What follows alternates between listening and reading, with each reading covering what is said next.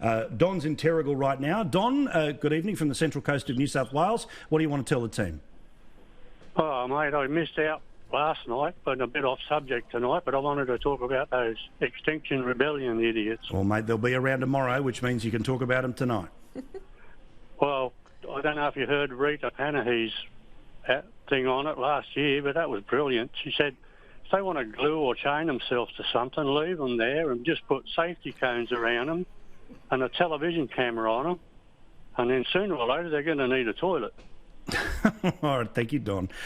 Look, you know what happens here, right? If I laugh too hard, it's going to be a problem. If I push back too hard, people are going to send me the emails, but we take the calls as they come. The vetting's amazing this afternoon. Whatever you do, you're going to be in the poo pool, so you know. Yeah, all right. Look, I can't stand Extinction Rebellion. I think that sort of some of the adoption of their language is really terrible. I think their tactics are particularly juvenile. But I wanted to ask you both too, as an extension to all of that, so we might hold the calls till after the break, guys, which is... I was really annoyed at the decision made by Greyhound. The Greyhound bus company basically made a decision: we're not going to be involved in busing workers to any part of the Adani project. This is after they were already doing it. Why? Because of the green toddler movement. Now, you're somebody who, we've had plenty of ding-dongs about Adani and all the rest of it here. Do you think it's a fair cop that a business that is allowed to legally exist, that an election has been held in the area that it is actually affected, that then it can be subject to this sort of secondary action where CEOs are being called in the middle of the night? Can I just say that I'm going to take a point of argument here, right, for the sake of debate. Sure. It's free speech.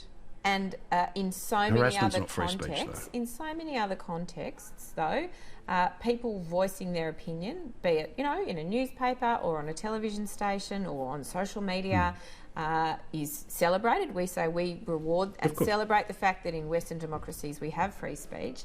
But when it comes to people who are advocating for changes to our policies about climate change, and they're doing it in a way that is arguably strategic, they're arguing with shareholders and getting them to move their capital, then suddenly it becomes this incredibly dangerous threat and is no longer considered to be free speech. Now, well, my thing is about, I condemn as much as anybody violence, inappropriate behaviour, right? But my thing is about how organic a movement is, right? That you as a consumer, as a customer, have the right to say, I don't like this about whatever, right? But it becomes distorted when one person is sending 4 emails from 4 different accounts, or is setting up Twitter bots to pretend that what the incoming is. So that's the free speech bit, was your right to say, I have a problem.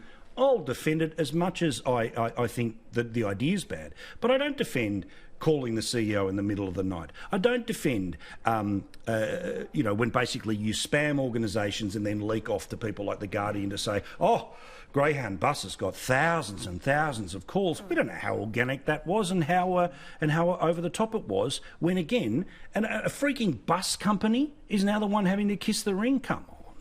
Well, let's see if people decide not to take Greyhound buses, Paul. You know, it can. I mean, this is a risky move for Greyhound because it can also get a lot of flack from it.